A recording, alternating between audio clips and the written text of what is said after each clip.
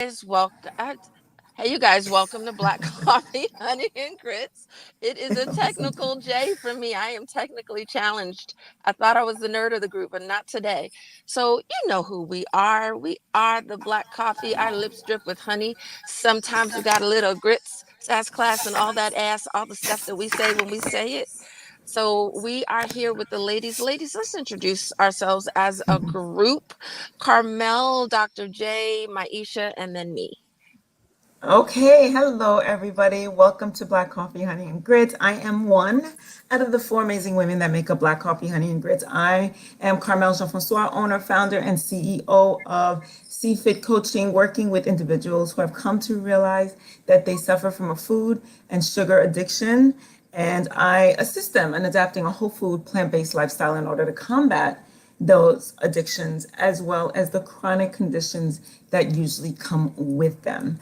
And with that said, I encourage everybody to add more plants to your plate. So I'm going to pass it to you, Dr. Jamesia. Hey, everybody. I am Dr. Jamesia, the nurse practitioner extraordinaire. I am also your intermittent fasting and mindset coach, YouTube influencer, speaker, author, all the things. And I am one fourth of Black Coffee, Honey, and Grits. Passing it to you, Maisha. Hello, everyone. My name is Maisha, also known online as Debbie Maisha. I'm the CEO of Central Energy Alchemy, and my business guides Black women into their confidence and their power through pleasure so that they can show up bold and powerful from the bedroom to the boardroom. And I am also a fourth of Black Coffee, Honey, and Grits. Shelly? Okie dokie. And there leaves me, Shelly A. Carter, out of New Jersey, your cross licensed real estate professional holding real estate banking and life insurance licenses. And as of today at 2 o'clock, I am going to be offering commercial loans nationwide. So all of the real estate, the flippers who want to do the burrs and the ers and the ips and the dips, I got cash. I got cash everywhere up to $2 million. I like money. It's not mine, but if I help you spend yours, I can get a couple of nickels and dimes on my own. So, yeah, that part. But I'm the founder and CEO of Housing Ministry LLC. And in that space, I use all of my licenses to make home ownership available, attainable, and sustainable. And in my new group, Investor Consulting Group, I will be helping people who've been considering becoming investors. I will be using my experience and my almost 150 renovations to help people make it, space to either become landlords or full-fledged investors by providing the funding and matching them with mentors. So there, extra long, but that was my announcement. I'm super happy about that. And I wanted to talk about credit, you guys, because everyone's buzzing about the interest rates coming down. And every single time this happens, there's a phenomenon that happens to some people when they become homeowners or when they get comfortable. And that could be the same person or it could be different people. But somewhere in that comfort, we get a little bit lax with our credit. And then when opportunity presents itself, we're not ready because of our credit. And I was hoping to talk to you guys about some of the things that we can do to build it, things that you guys have done in the past, things that you've been looking at, if you've had any successes in it or questions about it. But all I know is I got people, and when I'm in my mortgage groups, everyone's talking about the same thing. They're reaching out to clients and saying, "Hey, rates are down. I want to refinance you. I can save you one, two, $300 a month now." And borrowers, homeowners, the credit is not together. What's happened over the years is, again, either in comfort, right? And I'm gonna pick on you, Carmel. We get comfortable, or I'm gonna pick on all of y'all. What do we call that weight? You get a boyfriend or a husband, then all of a sudden you got an extra 15, The 20 extra something 15, pounds, right? and then you got comfortable, you got cozy Mhm. with Bay, and it's sitting on your hips. Well, people get their homes, they get the keys, they get the key to the car. They wanted that whip. They behaved themselves. They were especially careful with every move they made. And then the dealer gave them the keys and they lost their damn mind. Now you got the whip. You got to have a vacation in San Tropez or Hawaii. You got to have the right clothes to go with the whip, to hell with whether or not you needed more clothes or that they fit in your budget. Now the credit cards are maxed out. We might be missing some payments because we overspent a little bit. And now we went from having what we wanted to now we can't refinance. And as the rates come down, that's the first thing that you want to do is see, hey, is there any benefit for me in refinancing? I personally don't recommend refinancing until there's a significant gain, because there's other ways to manage your debt. But if you want to refinance, you've got to have a FICO score that is decent. And according to the guidelines, a 620, 640 might get you through. But I'm telling you, the underwriters are finding reasons for denials. The loans are not going through. But If Shelley, you what would be the significant gain to refinance? You said so the gain to refinance, well, I'm gonna ask the question, but I get okay. scared with you because I don't want to have a refinance conversation alone. But the game, some some people, it depends on what game you're playing. If cash flow and having more available cash is your game, then you're going to want to refinance. But if you can save 250 a month on your mortgage, then you might want to refinance. That's $250 you can put into investments, paying down other debts. It's about how you look at it. But everyone's different. I know people who want to refinance over $100. Other people won't refinance unless it's going to save them $500. So it's hard to give a blanket answer because some people are trained that interest rates are the only thing that matter. And I've told you guys in the past, and yeah, I know we may have some new people here. I'm not overwhelmed by interest rates. I'm overwhelmed by payments and affordability.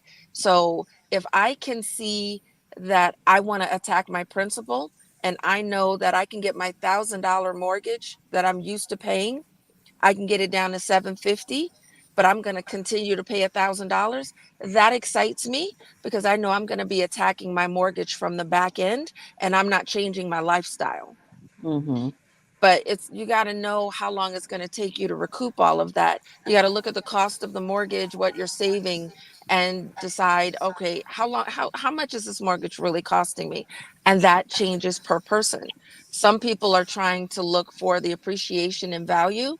Some people really want more cash flow, you know. So it's really hard. If you're a mom, a young mom with babies and bills, an extra 250 a month is going to mean a lot to you. But if you're older and you're more settled, you might not care about that much, because again, it costs money to do it. So are you in this house for a long game, or are you going to sell the house in 1 or 2 years? If you're about to sell the house, why in God's name do you need to refinance to get a better deal when you're about to get out anyway? You're going to lose money, maybe. Mm-hmm. So I wanted to hit a couple of points for the folks that might be in one of those spots where their scores are a little bit lower. This is really the generic stuff. I sat down with my pen and my pad and then typed the stuff up. First thing that everybody's got to do is get their credit report. We were talking about credit. One woman, she said, I ain't seen my credit report in my FICO score in years. And I hollered to myself because I said, oh Lord, she pulled the seat out. I ain't seen it. So if you haven't seen your credit, your FICO score in some years, please go to annualcreditreport.com, pull the report. And I can keep it personal.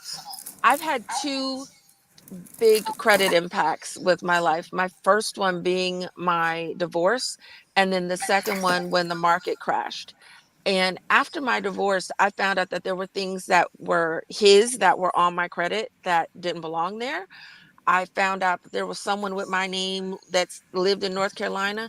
I may have visited North Carolina, but I never lived in North Carolina. There's no way that that should be on my credit.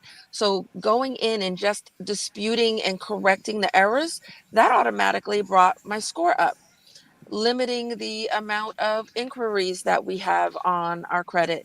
And, being able to say that you've got a solid credit report, that all of these things belong to you really matters. And I've heard a lot of opinions about credit repair because I've helped people through the years, and I'm going to tell you guys, there's some things that I can share, but I'm going to share some of our top secrets, the links and companies that I've used to help clients and myself raise credit.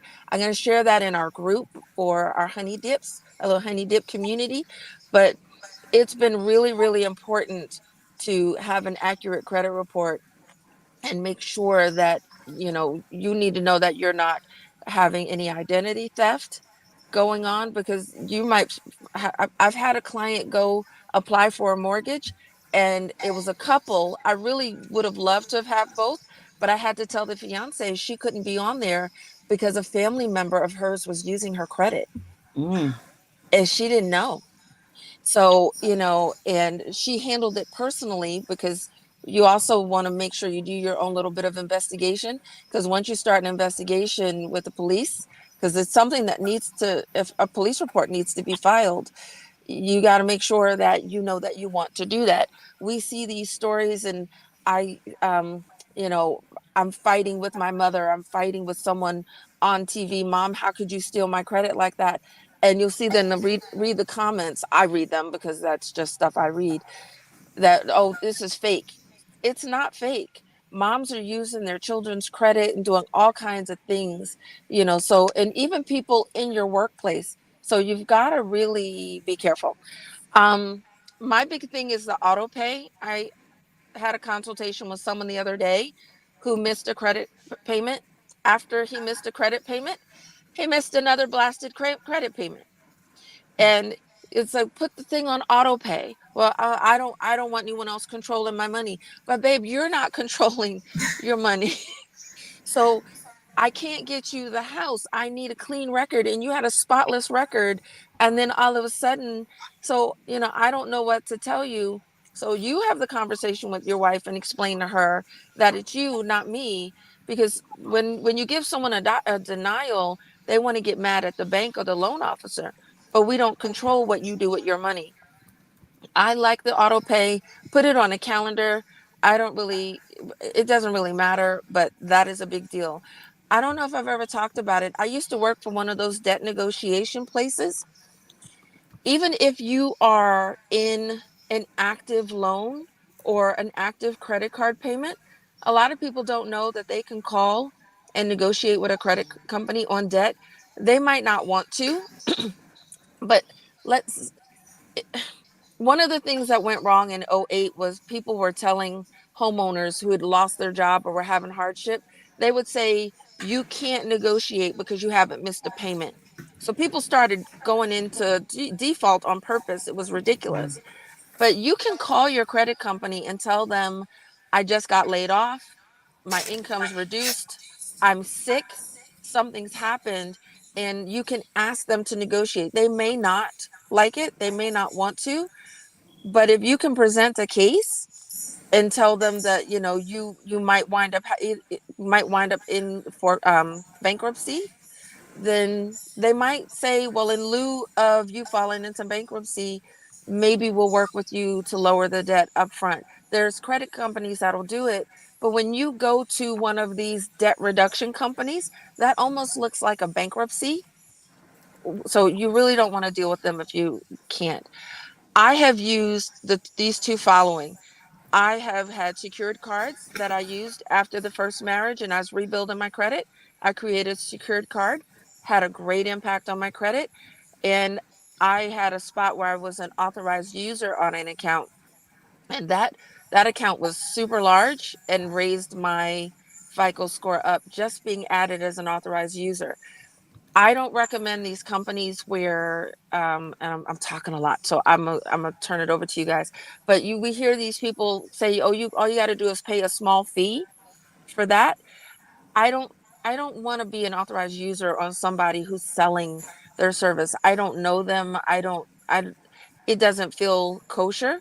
But if Dr. J wanted to put one of us on her credit, or Maisha said I could go on her credit, I would say, great. I want to be an authorized user, but I just don't want the card. You keep the card, that kind of thing. So it's to stop us from the one thing I wanted to throw in because it's important to me. My last one is about keeping old accounts open. A lot of people go in these things where we're going to pay our debt down and I'm going to get myself together, and then you close the accounts. Two things: if you don't use your credit, I had this happen just once last year, actually, to someone. He wasn't using his credit and they closed an account. But you hear it all the time and you figure you're good because you've got an account with so and so. But if you're not using your credit card, then they're not making any money off of you. Please, gas, grocery, something. Use your trade lines, but don't close them, especially if they're older than 10 years, older than anything. Just because you're getting yourself together doesn't mean you pay it down and close it off, because how can I rate your credit if you close your accounts? So to make this more conversational, I don't know how much you guys want to talk about your credit or your opinions about credit, but it's something that it's really surprising to me that people people are paying attention to the news. And it just seems like in my community, there's a lot of people scrambling to get their credit together. And, I mean, how are you guys doing about with your credit? How do you feel about credit, whether it's yours or just credit in general? How do you use it? What's your perspective? I'll pick on you, Carmel, first. I don't think about my credit. I'm I sorry, try really to. quickly, just know that there's a question. Oh, Oh yeah. I can't hear. Do you recommend moving balances from one to another to lower the interest rate? That I like. However, when you're moving the balance, are you closing the old account? But no, I don't mind shifting a balance. If you're getting a zero interest for X amount or lower interest, I've done it. So I can't say that I wouldn't recommend it because I've done it. I've moved the balance over but left the account open. Does that help your credit score?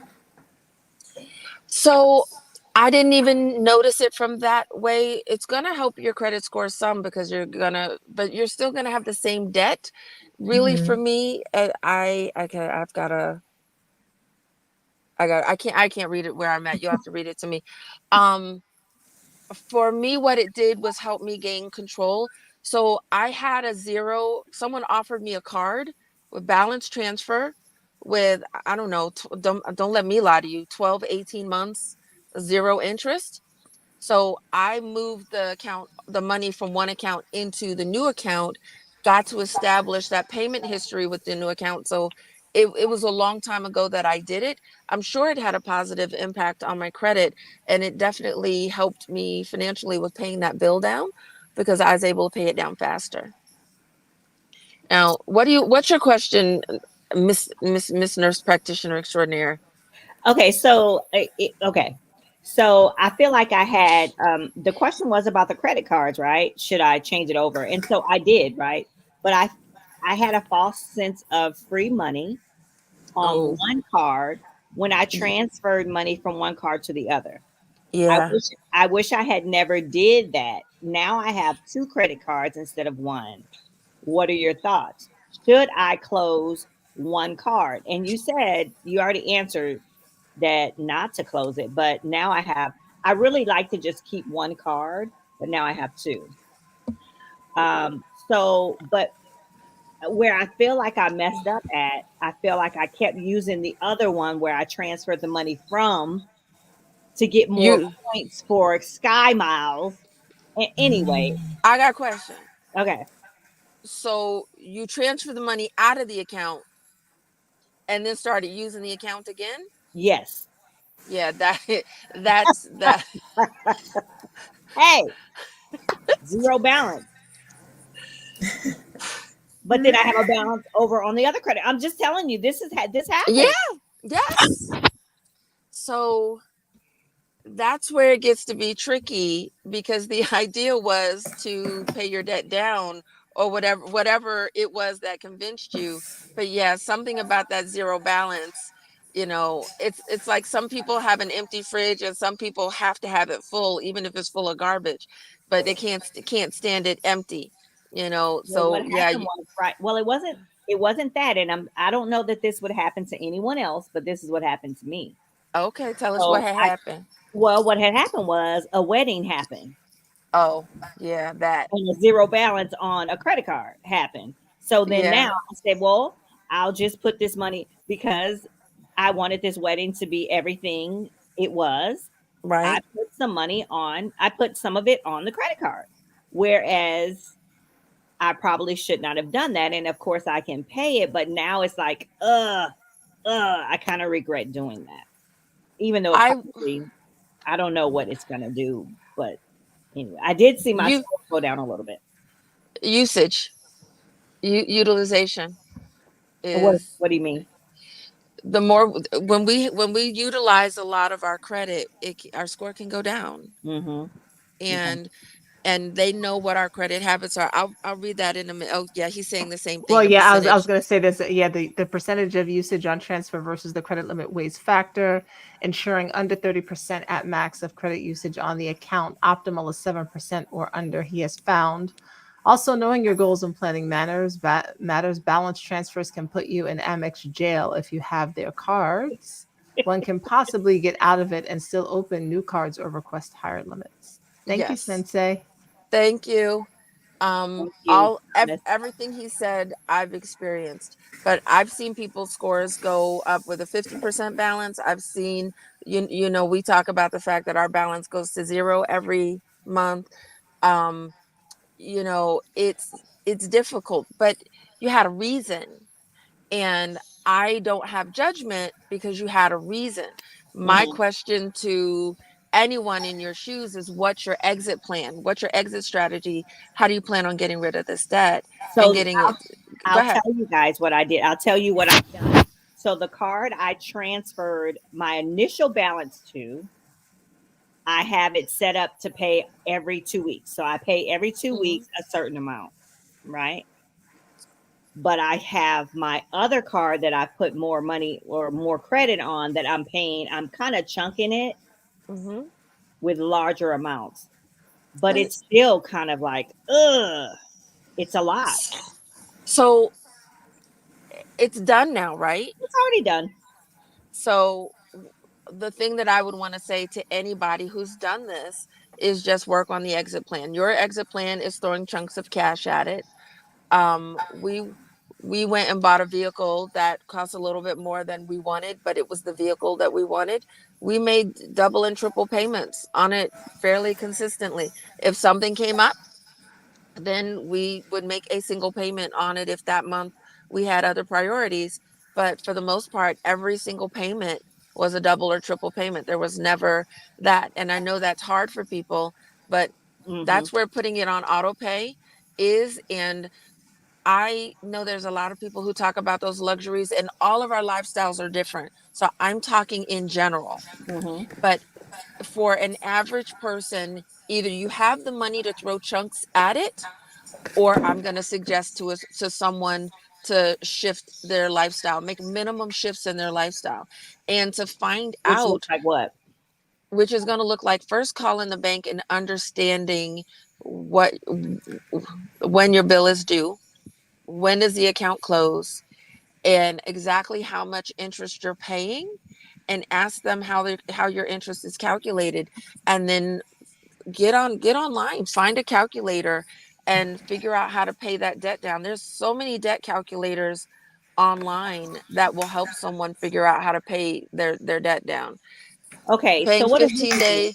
So, Yeah, what does this so mean? here's the thing, that paying at the 15 mark and the 3 days before closing credit, I I hear that, but not everyone understands what that Yeah, I'm is. on that. So there's an algorithm to paying your credit down, but again, it's different when you've got someone who can make a large payment versus someone who's making minimum payments. Someone who's going to make minimum payments has got to find more money, and Can I ask that a means looking at question? lifestyle. Let me ask you this though. Paying at 15-day mark, what does that mean? Does that mean the 15th? Or does that mean, is that an ambiguous number? Is that somebody, my number, my 15-day mark is different from your 15-day mark? It there's from a mortgage point of view, because credit cards and mortgages are completely different. I don't know. And feel free to chime in, sir, with your comments. But there's a science to people who are talking about the credit card debt. There's a science to paying it down and getting that payment made basically before they apply your interest. But again, I don't really agree with it much because I talk about our different economies. So where we have a $10,000 bill and we pay that $10,000 bill down to zero, but it has a $200 payment, someone else may make that payment at $200. So to tell people to just pay their bill a little bit early, that's a blanket statement that I just don't personally agree applies to everyone. So it gets used in a way that it makes it seem like everyone can get rid of their credit card debt if they just pay it before it's calculated. But then are you paying it down? Are you paying it down in a chunk? You know, it's just too different, but it's a payment method. It's a way to try to avoid or reduce or eliminate interest. Because if your account closes, think about it. If you don't owe money, they're not going to apply interest to it. And so to the on the credit card statement, it usually will tell you, it should tell you the Your dates for statement date. right of when the interest will be applied, at least as far as I know. I don't look at my statements. Yeah, But like mine is the 11th. So, I know that they're going to apply interest on the 11th. That's when they close it. And, so we usually get the bill paid on the 5th. So, every month on the 5th we pay the bill, and and that is what we do religiously. And it's a good method, but it just doesn't apply to everybody.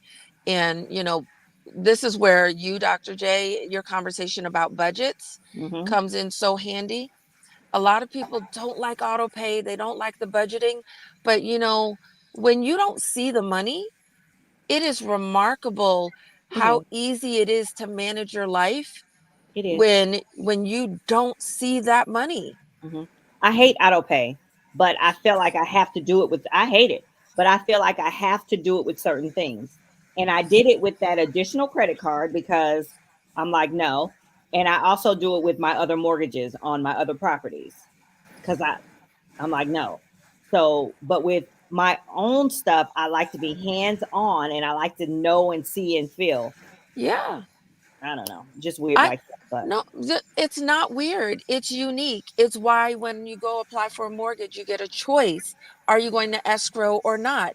Do you want to pay your taxes and insurance on your own, or do you want the mortgage company to handle it? Because some people, they can't handle it. They just want to hand over that 2,500 a month and know that their bills are paid.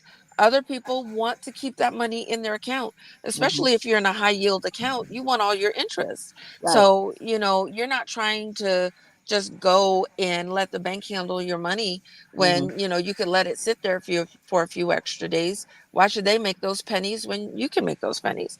But Hmm. it's also personal. And and Maisha, I want to talk about something you said.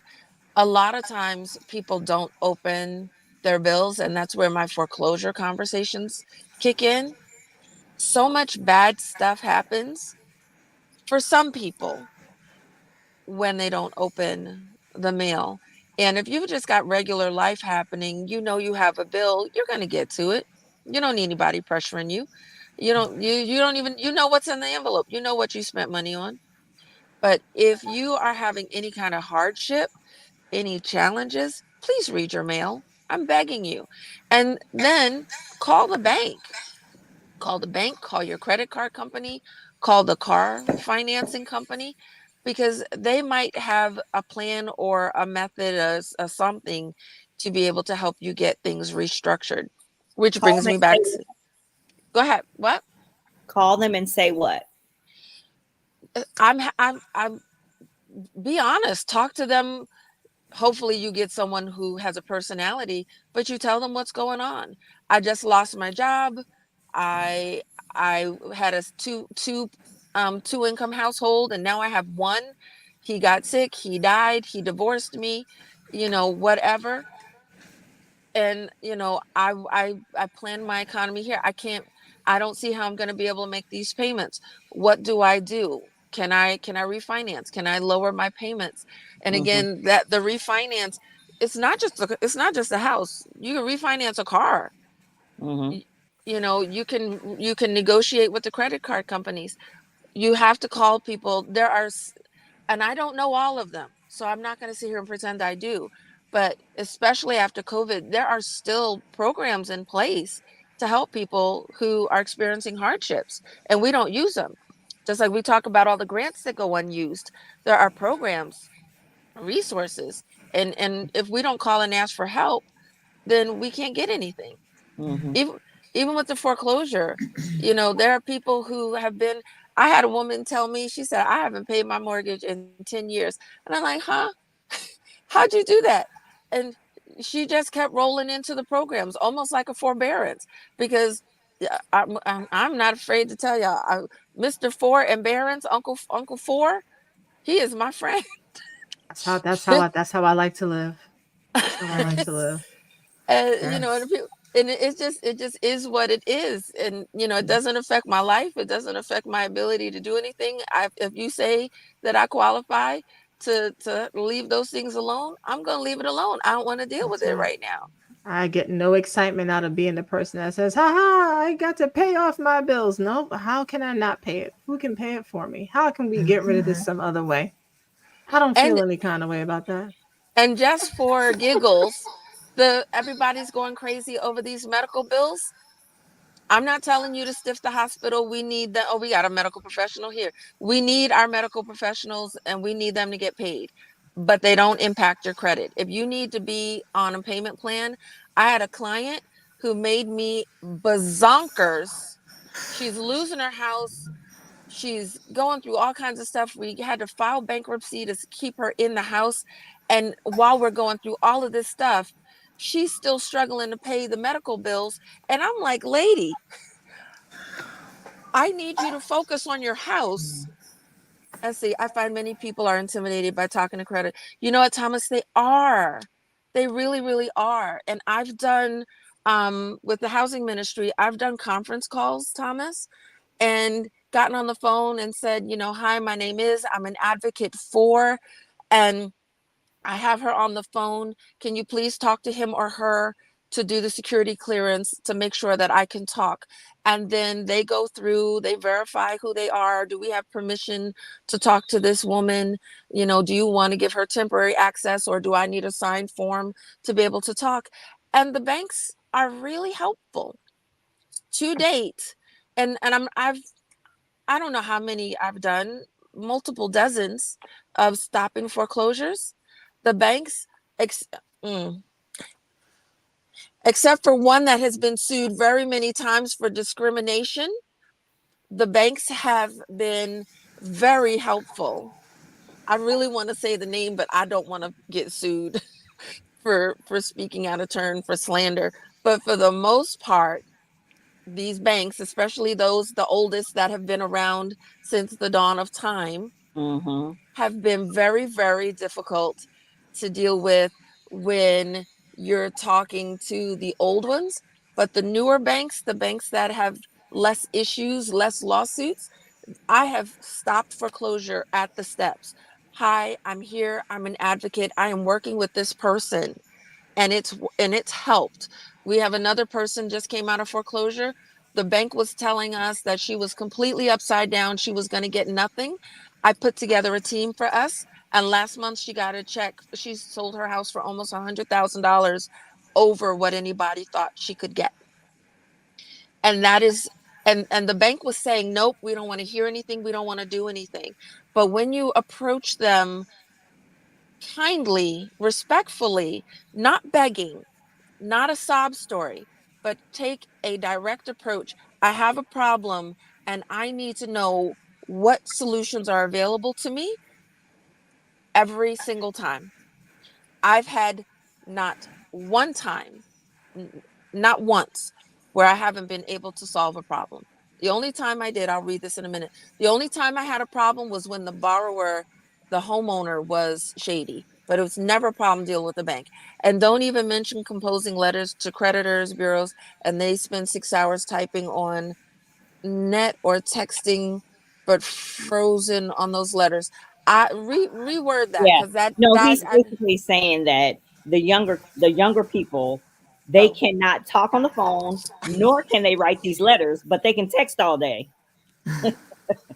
no Maurice comment. Maurice wants to know all this credit talk is great, but how can I stop spending? I know. Stop spending. Stop Get you a saying. sugar mama and move her in Listen, and just create beautiful works of arts of her and let her pay all the bills and just show her the 8,000 ways that we can let her beauty shine and let her handle you. did you use that number 8,000 on purpose?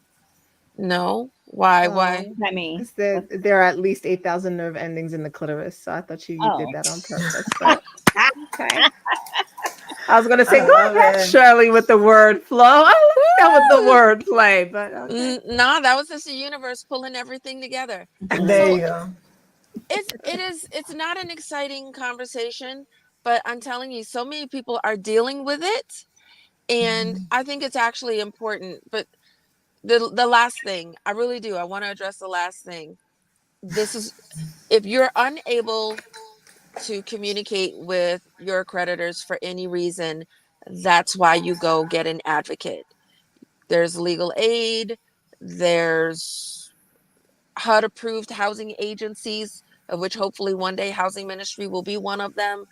You can reach out to me. I reach out. There's not a charge for it, but you have to be brave. We have to. The alternative is losing our car, losing our home. mm-hmm.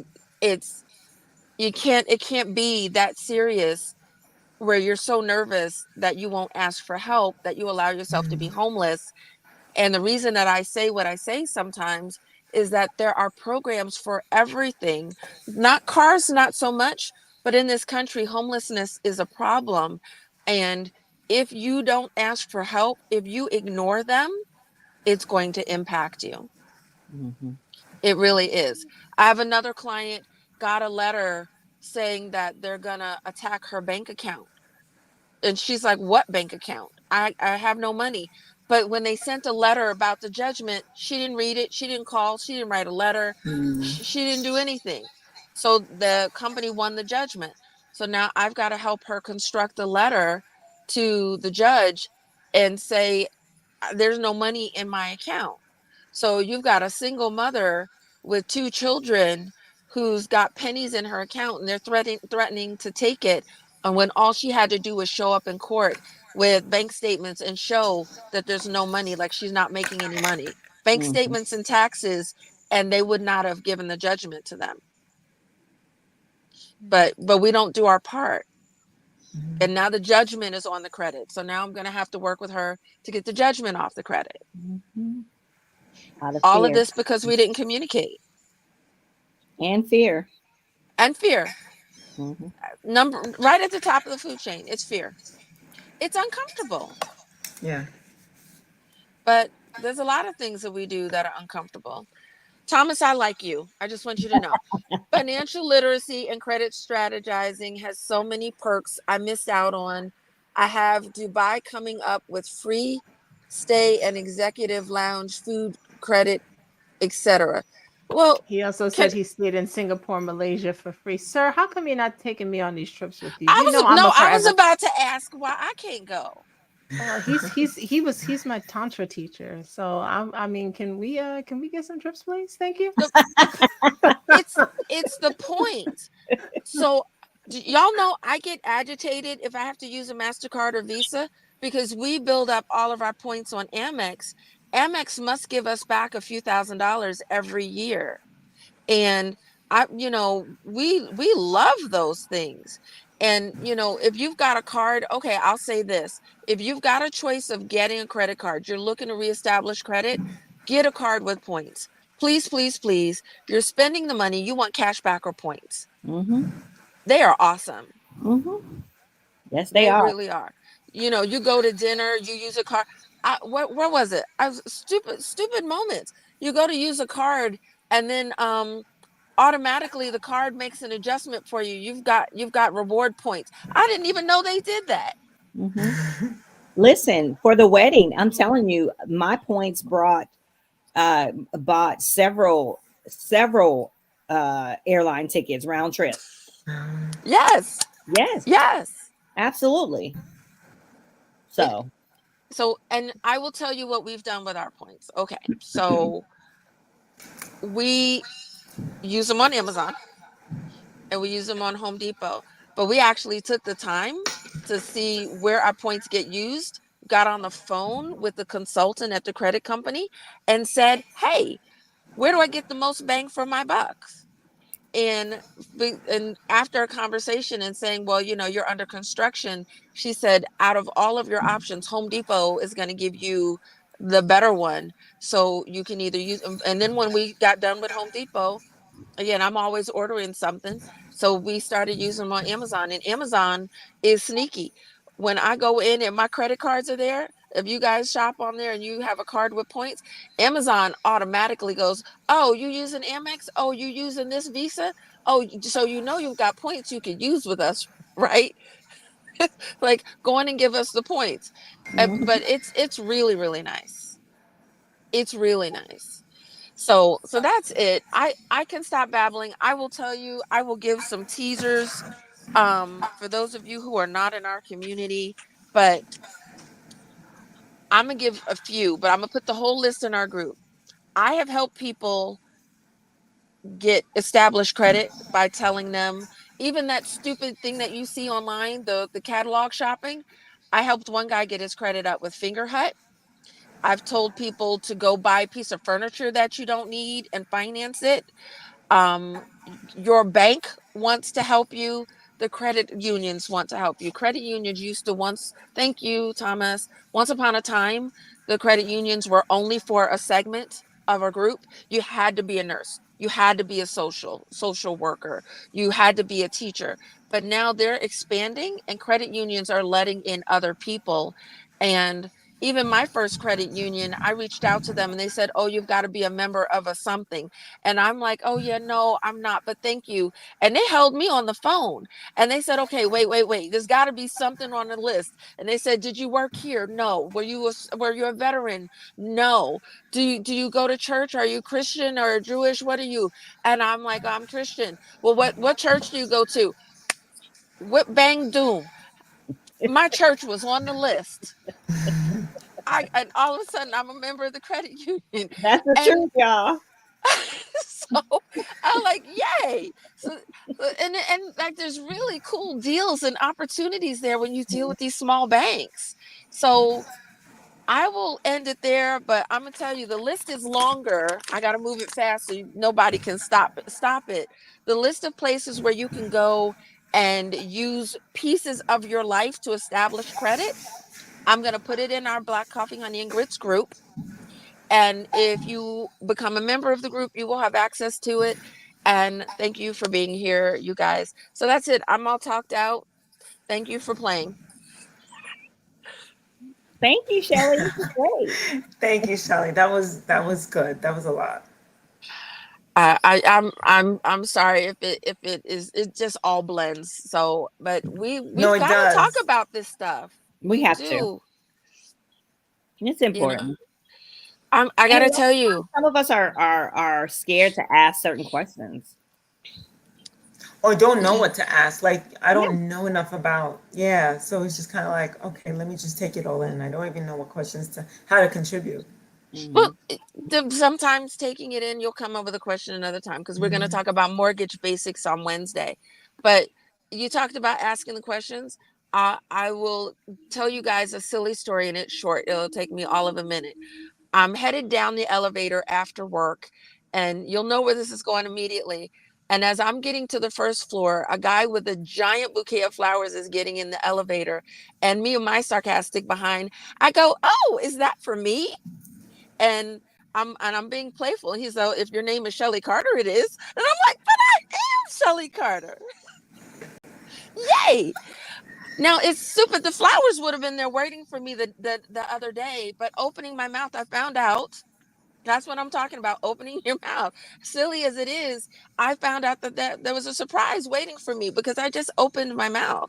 I've also heard other people tell stories about putting amazing deals together. You never know who's standing to the left or to the right of you. Open your mouth, ask for help when you need it. Don't be shy. And I'm going to tell you something. These people don't care about you that much, and you should not care about them. They are employees doing their job, and they have to provide a service. If you call and someone is rude, call for advocacy.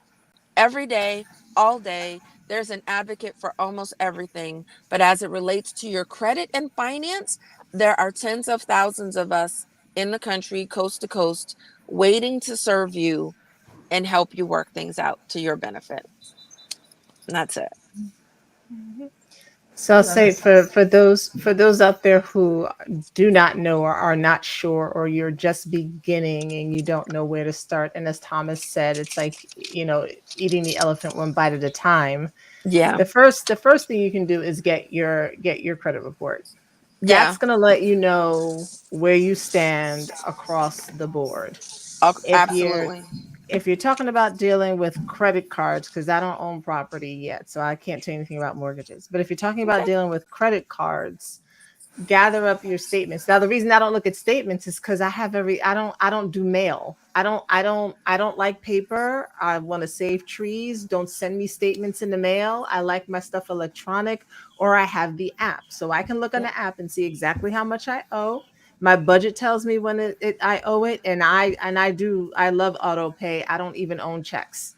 So I know that I like to know that the money's there, it's coming out, and I'm not thinking about it whatsoever. Yep. But again, with the credit cards, however many you have, gather your statements together wherever they happen to be, and Yep. look at the amounts. Get yourself some kind of budget together, meaning how much money, at least know how much money is coming in and how much is going out.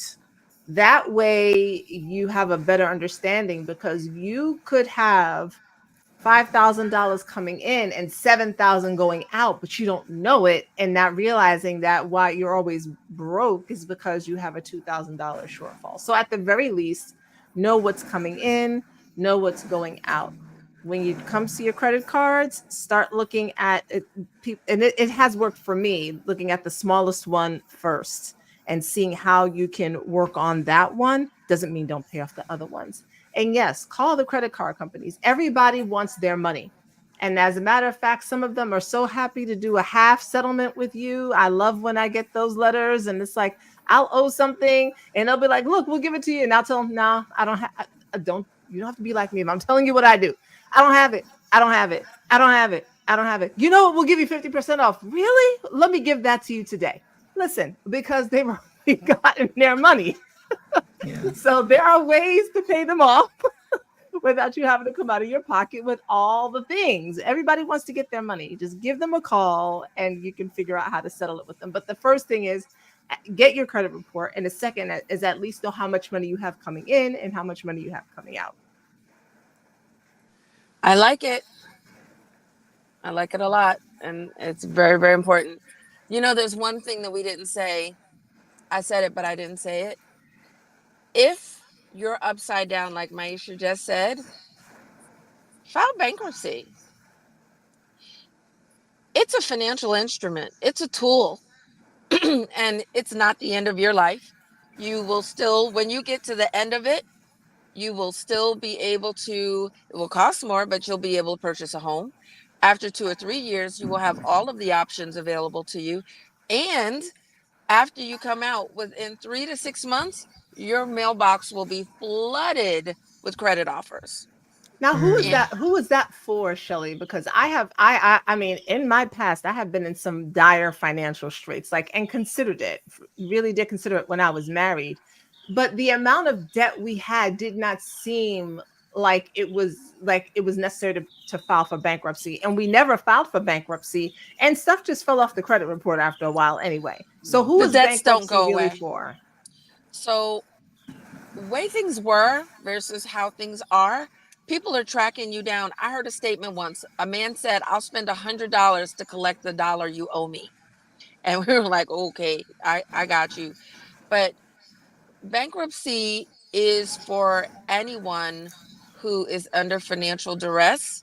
I am not an attorney. This is not financial advice. I am not giving you legal advice. I'm telling you my opinion that if you have obligations of $7,000 a month and your income is $5,000 a month, I think you should consider first reducing or eliminating anything you can and attempt to put your budget in line. But if you find that you can't get your budget in line, I think bankruptcy gives you a fresh start. I have not filed bankruptcy. I have helped other people file bankruptcy, and bankruptcy has been the thing that over and over again, people have come and said it was the relief and the fresh start that they didn't know they needed because they saw it as such a failure. They saw themselves being looked down upon by society. I've failed. I've got to file bankruptcy. But bankruptcy was not created for poor people. And bankruptcy is something, it is a financial tool created by, investors and people in the financial industries. And they can't create something just for them. So they have to leave the rest of us to use it. And if you are dealing with stress, if your phone is ringing with creditors, if your hair is falling out because of the pain of debt and overwhelm, go release yourself from that. You can even go to, I haven't seen anyone do it yet, but you can, if you're really in financial hardship, you may not even have to pay to file the bankruptcy. You can go and apply for the judge to waive your fee to file it. So it's a Yep. personal So choice. I'm old school. I would never even think about bankruptcy. I would never think about it. Now, it might be Right? because the stigma that comes with it or whatever, Yep. and I don't know much about it, but I would try everything under the sun before I would think to go that route because I feel like it ties you up into something for 7 years or 10 years or something like that. And that just seems like a lot of time. It Yeah. shows on your credit. There are people, I've never had it taken off. I've not filed it, but I've never helped anyone take a bankruptcy or a judgment off their credit, but it can come up, it can come off according to the law. I just don't know those laws. So you have to speak to a consultant, but I can get you a house one day or 2 years out of bankruptcy and have you living like you never went through anything. But all those bills that were giving you sleepless nights and turning your stomach upside down were there.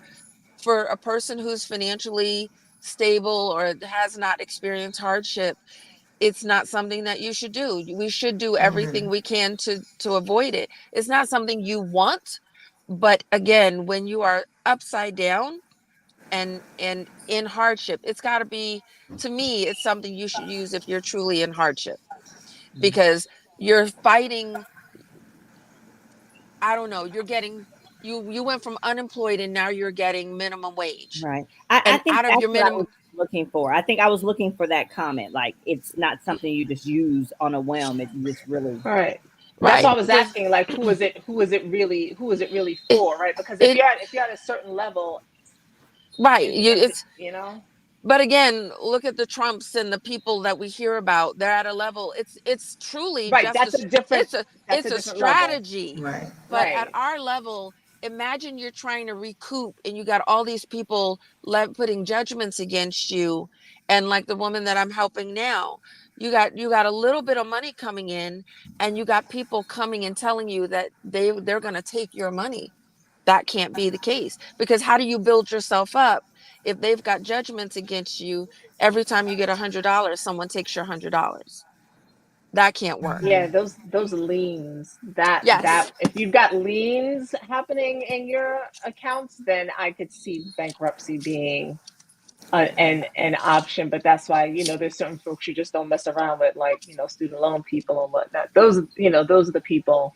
I remember Yes. I got scared by creditors when I was really young, and I had an Amex, and some things happened, and it got run up, not on purpose, but I remember them Life happens. calling me, yeah, calling me, and Yeah. they're gonna get in my bank account. And I mean, that stuff's illegal, you know, because they can't do it. But I'm 22, 21. I didn't know Right. that, and I was just like, oh my god, my whole entire life is ruined now. I mean, once you understand how some of these things work, like the stress, for me, the stress is just it's not there. I Mhm. I gotta tell Yeah. you, it's something that once you learn it, and it's worth spending some time to learn it, because whether you need it for yourself or for someone else. But when I tell you that in phases when I've been in hardship and I've had creditors call me and I'm laughing at them and I can see the smoke coming out of their ears through the phone, and I'm like, okay. And especially if they catch you in that "I got time today" mood. Like, "I got time today. What you want to talk about?" "Well, we need to talk about this bill. What about it?" "Well, are you gonna take this seriously?" "I'm very serious. I'm here with you." But well, no, well, we need to no, I don't want to talk about that, but I don't have anyone else to talk to. How's the weather? Do you have any children? Oh, it's How about her terrible. dog? Oh, I've been terrible. And at the end, I will pull out, listen, according to the Fair Credit Reporting Act, I have the right to tell you to stop communicating with me. Absolutely. I don't have to send you a letter. You have to send a letter. No, I don't. I just told you on a recorded line that I don't want to talk to you That's right. anymore. And you have to hang up now. But That's if you right. don't want to hang up and you want to bully me, let's hang out. I'm watching a good show. Let me tell you about it. Uh, We are on the same page with that. And I've told them, I was like, just don't contact me. That's it. We're right. done here. Because when you try, and Jamisi is like, Lord, these women. And so here's the thing: when you try to have an adult conversation with someone who's getting paid on a commission to collect a debt that they don't That's even really correct. need from you, then you're like, okay, so you want to play games? Let's play games. And what you don't know is I've studied this law, I'm certified in this law, and I I got time today, like I said. So it's a silly thing. We've carried I've carried this on into a next level, but don't let people bully you. Period. Let's not be fearful. Let's take control of our credit and our money and make decisions that are good for us. Yep. I promise I won't talk no more. That was good. That was good. That was good. All right. And you guys, if you're not doing anything in November, come hang out with us in New Jersey. They're We're not. You're free. It's November 9th. You have time because it's months out. You don't have plans yet on that Saturday. You know you don't. Your calendar's not full yet. Jamisi's calendar might be full. Maybe Carmel's. Your calendar ain't full yet. So you can come on and hang out with us. Go to blackcoffeehoneyandgrits.com. That's right down there. Or to make it easier for you, you can just go right on ahead here to bit.ly Grits and Grace 2024. And you can join us for a full day of learning, networking, workshopping, community building, and sisterhood. And of course, there will be food. Of course, gotta have food. And that's it. So thank you guys. So bye everybody. See Bye. y'all. See you guys on Wednesday. See ya.